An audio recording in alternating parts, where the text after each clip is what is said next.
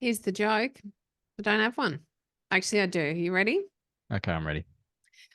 Actually, I'm not sure if our listeners are really. I'm going to skip. Just wait. I'm going to find another one because that one I was like, well, I'm going to tell it, and I would love you listeners to let me know how many of you know what this means. Okay, go. Why don't marketers like trampolines? Just for reference, I'm going to tell another one. This isn't the joke.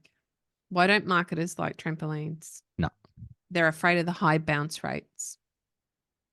So you that's see, right? gonna I miss think, the mark. yeah, a lot of our listeners are going to be like, what the is she on about this time? I don't even understand. Well, I know what the term means, but I still don't really understand what it means or how it's relevant. Just how quickly somebody comes and lands and bounces back off your Yeah, site. I know that, but why do I give you stuff? Because we want to be engaging on our website. We want to be holding our potential clients there. Okay, let's tell a funny joke, Nicole. All right. How much does a hipster weigh? No. About an Instagram.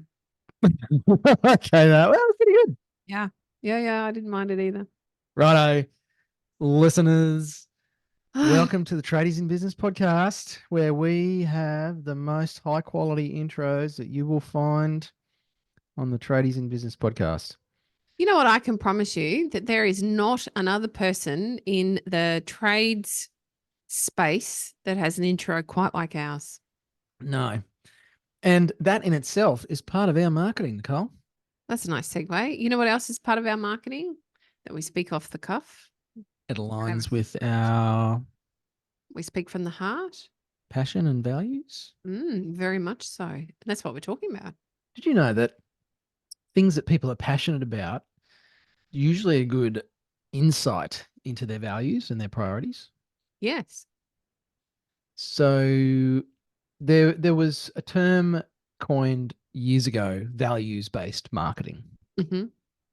And so that was marketing your product or service to end users, customers, based on the values that your business ran by, the solutions fitted in with. I think it came and went pretty quickly, Mm, thanks to the speed that things change these days with social media and the digital world that we live in. yes. But you were sharing something with me during our creative planning session that we do before every episode, which conjures up images of you and I in this beautiful boardroom with a big electronic whiteboard and coffee and delicious breakfast treats, having this, creative brainstorm, and we throw all these ideas up, and there's probably an administration person sitting there taking notes, and with my BMW parked downstairs in the secure garage. And basically it looks like you and me jump onto Zoom on a Friday after 17 cups of coffee and go, righto, we're talking about marketing. What are we talking about? That's what we do every single week. Except what we do is generally think about our clients and our members and go, okay, what are they struggling with? What are they working through? And so that's a big part of our passion, is serving our members and improving tradies in business. That's you listening to this podcast. So we actually think of you every time we jump on an episode. And that's what we want to dig into a bit today, is your marketing as a tradie business owner. How aligned is it with what you're passionate about?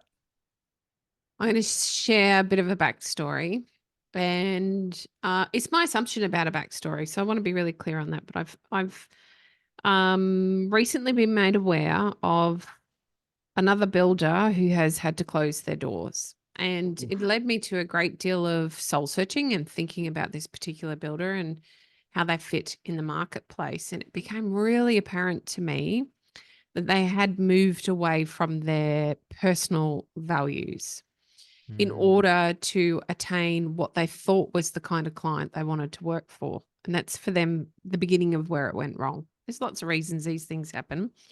And I think a large part in this case was that values misalignment. So essentially, they were beautifully humble.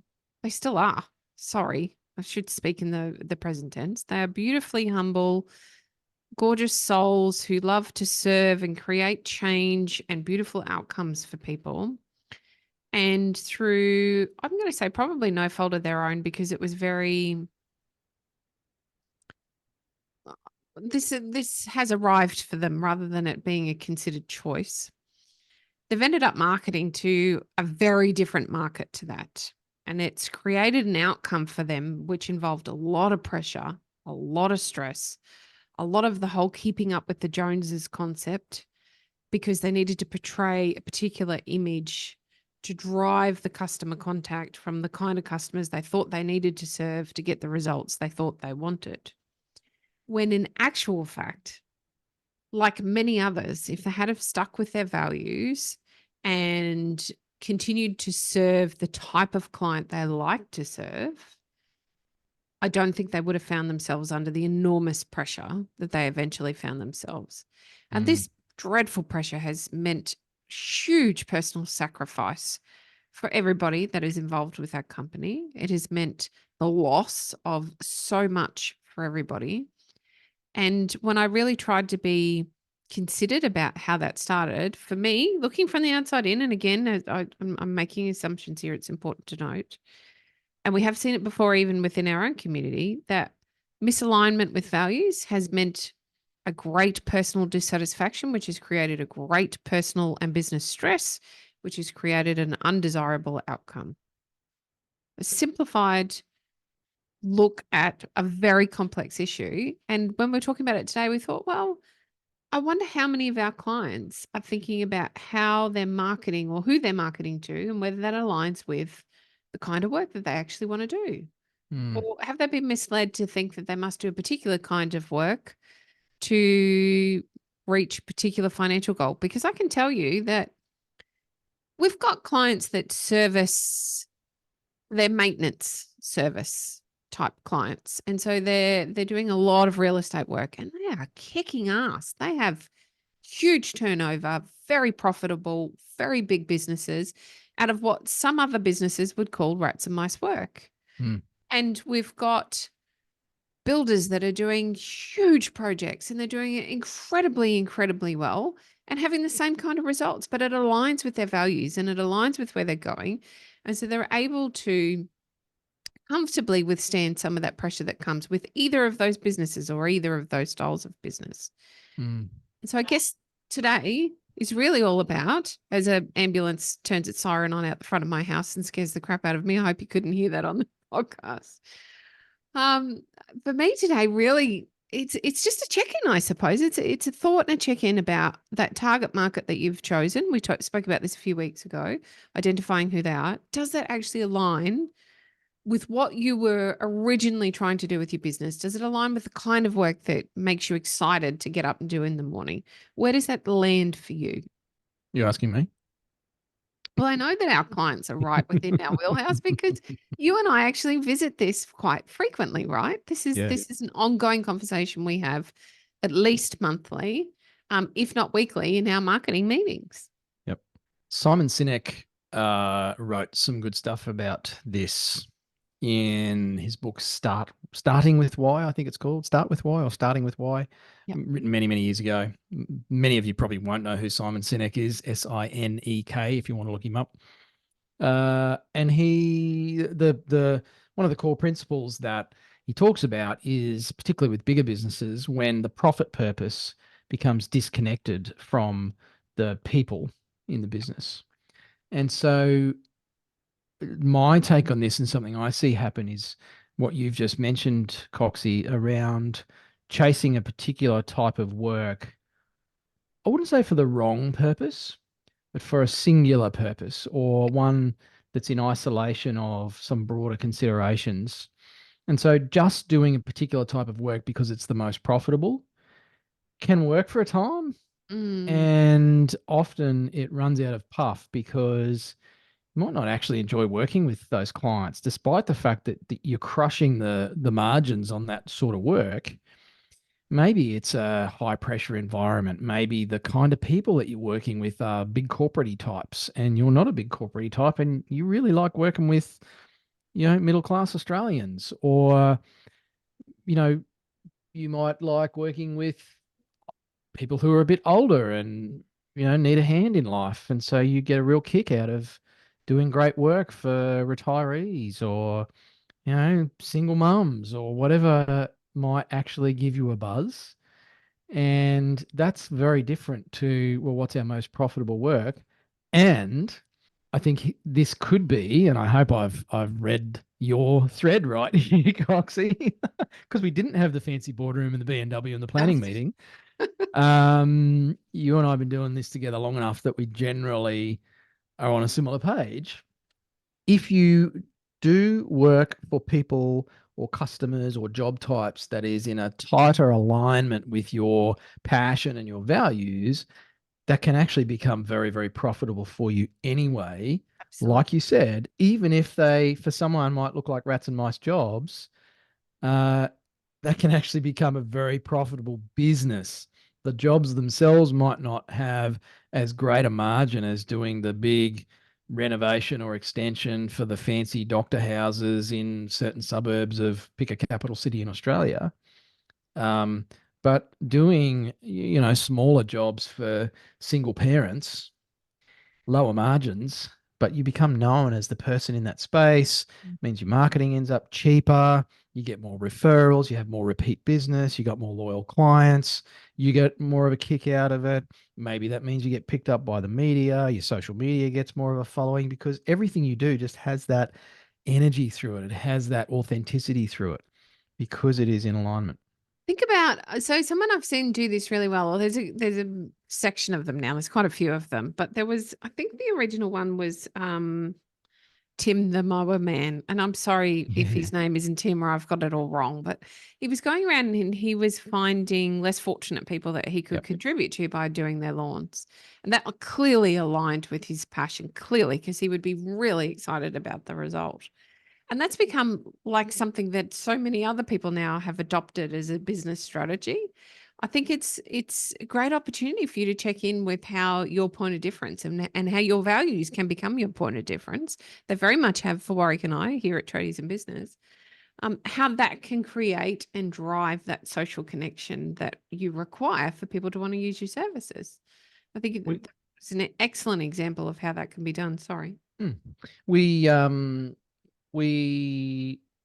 going to speak openly about something that is part of our business, and that is that for our paid members, for our tradiepreneurs, they join us, they work with us for a time, and then invariably they leave. It's not a forever thing. No? And that's true for all of us in our business relationships. There's a reason, a season, and a lifetime for every relationship. And some are just a, short-term thing, some are medium term. And so most of our clients will leave us at some stage in the next Mhm. couple of years, Mhm. and we'll have new ones come in, and that's just part of what we do. Mhm. Earlier in my coaching career, and probably not that long ago as well, I used to see those departures as a negative thing. Mhm. Um, I'm getting off track here, Coxie, but it's actually I'm taking it as a buzz now Yeah. because we did I guess what we would call an exit interview with one of our clients who has graduated. And as wanky as that sounds, listeners, I'm really sorry.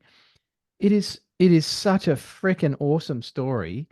And the team will be editing up the little video that we did and sharing that on socials and stuff at some stage soon. So um, the fact that this couple have kicked some massive goals in the time they've worked with us Yeah. is such a positive. But the the point of the story is one that I have now forgotten, Coxie, because I got so distracted on the awesomeness that is these people leaving us. Oh no. Um, so the coolness in this is that the feedback we got about them working with us was directly because of our passion and values. 100% it was. And so they chose to work with us because our marketing is aligned with our why. The Simon Sinek stuff I was mentioning earlier. Start with why. Mm. That's why I got into coaching was because of the why, not because of the money. Mm. Coaching can be great money. It can be really crap money sometimes too. Yes, But every business is the same, right? If you get the formula right, you can make great money. that's right. For me, I got into this because of the why. You and I got into business largely because of the why. Mhm. We both had a similar why. That's how we formed our partnership. This podcast is all about why. I started this podcast because I wanted to teach tradies and give them a no cost way to improve their lives. Mm. And that's how this thing kicked off almost 10 years ago. So when that when that alignment happens, you actually get these really cool, almost unexpected results. Where a client leaving us now is a wonderful positive thing, and we've had a few of those just in the last few months where it's like, wow, it's just I literally sit there just going, wow, that's amazing. Wow, I never anticipated the awesomeness that would happen for these people, even though we're here to do that with them. Yeah, it's a great reminder of why we do what we do, and I think that's part of the piece here is, when you come back to your why, and if you think about, for some of you, it might just have been a natural progression because you weren't good at school, and so you decided, all right, I'll go into the trades, or the school pushed you into it, or something. But at some point during that journey, you made a choice to stay in the trades, and you made a choice to create a business out of what it is that you're really good at doing. And part of that would have been driven by a value that you hold. And so I think this is just one of those episodes where we encourage you to walk away, sit and have a think, and a bit of a brainstorm perhaps around, well, what are your values? And are you aligning yourself with your values within your marketing and your business? This is a big part of why we talk about having mission statements Mm. or a set of company values that you hold everybody to, because it's how we all get clear, including our customers, on what the company's values are. These are really important. They can really help drive some excellent conversations. They can also help you make some great decisions. So if you think back to a couple of episodes ago when we were talking about burnout, and Mm. how marketing can really assist you with preventing burnout. Again, it comes back to your values. If you're closely aligned with your values, it's far easier for you to say no in any version of what that looks like for you, rather than getting stuck doing stuff that doesn't align with you. It's makes you unhappy. It makes you stressed. It adds pressure. It's perhaps not as financial. It's all of those negative things, instead of being something positive that you can enjoy, because we should be enjoying what we do. Yes, Mm. it's hard. It's hard running a business. It's not an easy thing to do. You knew that when you went into it. What should be easy is why you're doing it. Mm. Even and we have some tough times in business as well, Warwick. We should be transparent with that. And even on the toughest days, one of us will always come back to, yeah, but if we don't do it, who's going to help these tradies? And How are quite they often going to? we'll have someone reach out and share with us something cool. Doesn't have to be massive, but it's amazing how on those days where we're feeling like, what the hell are we doing this for? And Mm, it's all feeling a bit hard and woe is me. And a tradiepreneur will drop us a message. Maybe it's one of our top level masters members, or we see something shared in the Facebook group from one of our tradiepreneurs, and they share something. It's like, we did this life planning day, and holy wow, that has just flipped our heads, and we've changed mm. this, and we've got this result already from it. And I'll read that and go, huh, there you go. Yeah, We are on the right track. that's right. It So just that doesn't doesn't. happen when you're working for people that you just can't stand, and No. they just want the cheapest price. So, poking the chest for you today, listeners, is what you're doing aligned with your values and why you started your business in the first place? And if it's not, could you make some change? Quite simply through your marketing to start to attract more of the stuff that you do value, appreciate, and enjoy, and change the results you're currently seeing, particularly those ones that lead to burnout and stress and pressure and boredom within your business. How about we do something that we really enjoy? And if the answer is no, head over to the website. You can take a crash course in marketing. Oh, We've yeah. got some free training on the website. We've got a bunch of other resources and downloads you can grab. If you swap us your email address, we'll give you a whole bunch of stuff to help you actually achieve this result. So head on over. We love to help tradies. It's why we're here. It's part of our why. And please don't forget to come and tell me whether you knew about the bounce rate thing, or whether I correctly held myself back from giving you Bounce a rate. crappy That's how joke. fast a kangaroo hops, isn't it? Yes, it is. All right. Thanks for listening. True.